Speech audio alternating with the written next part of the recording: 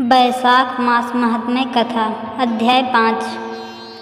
भूमिका धर्म भक्ति और बैसाख मास का अद्वितीय संगम सतयुग का समय था। धर्म अपने पूर्ण स्वरूप में लोकों में विचरण कर रहे थे। सभी लोग धर्ममय थे, फिर भी कहीं कहीं अधर्म की हल्की आहट सुनाई देने लगी थी। इन्हीं दिनों नारद जी लोकों का भ्रमण करते हुए धर्मराज के पास पहुँचे। उनका चेहरा कुछ उदास था। धर्मराज ने स्नेहपूर्वक पूछा, हे महामुनि, आपके मुखमंडल पर यह उदासी क्यों? क्या किसी लोक में धर्म का लोप हो रहा है?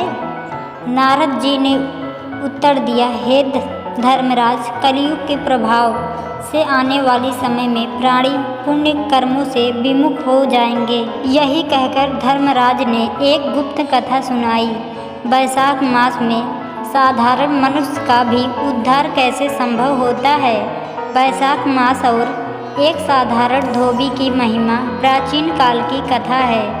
काशी नगरी के दक्षिण दिशा में एक साधारण धोबी रहता था।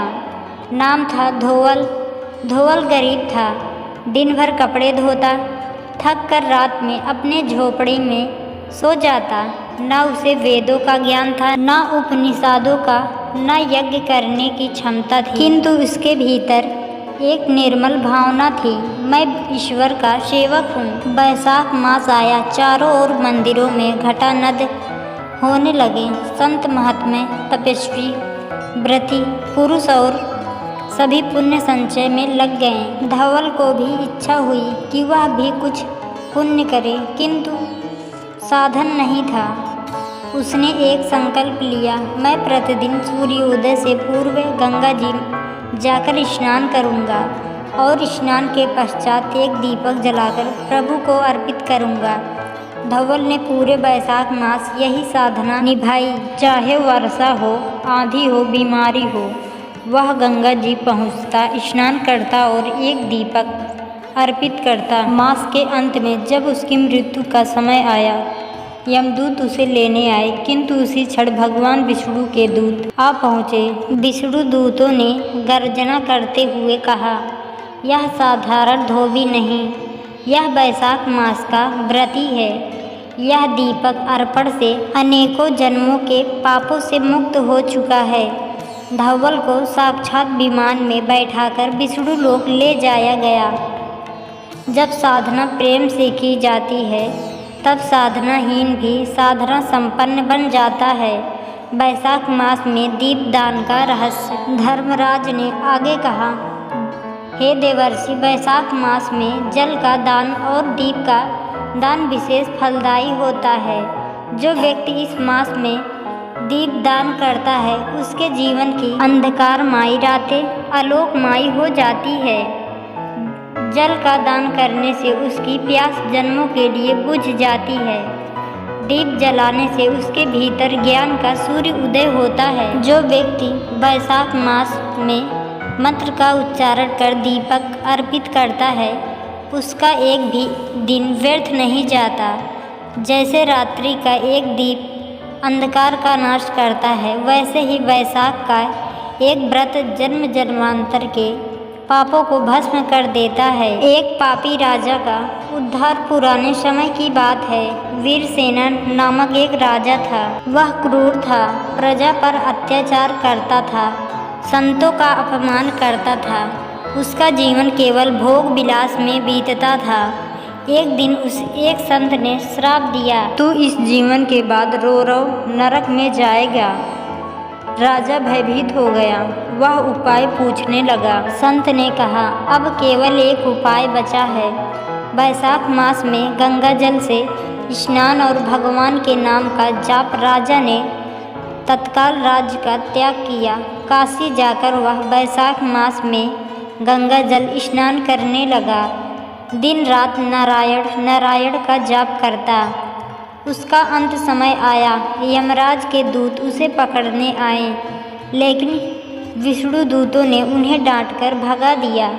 विष्णु दूत बोले, जो एक बार भी बैसाख मास में गंगा स्नान और नारायण नाम का स्मरण करता है, वह रारो नरक का भागी नहीं होता। राजा वीरसेन को दिव्य शरीर प्रदान कर बैकुंठ ले जाया गया। पाप कितना भी घना हो, यदि वैशाख मास में हरि नाम का प्रकाश मिल जाए तो वह पल भर में नष्ट हो जाता है। वैशाख मास के उपासना नियम। भगवान को दूध, दही, घी, शहद और शक्कर से स्नान कराएं। पंचामृत स्नान से आत्मा भी पवित्र होती है। तुलसी का पौधा लगाएं, उसकी सेवा करें। तुलसी पत्र से भगवान विष्णु का पूजन करें। भूखे को अन्नदान वैशाख मास में करोड़ों यज्ञों के बराबर पुण्य को देता है। विशेषकर चने, गुड़, जौ आदि का दान करें। कुएं, बावड़ी, पोखरा, प्याऊ बनवाना स्वर्गारोहण का सीधा मार्ग है।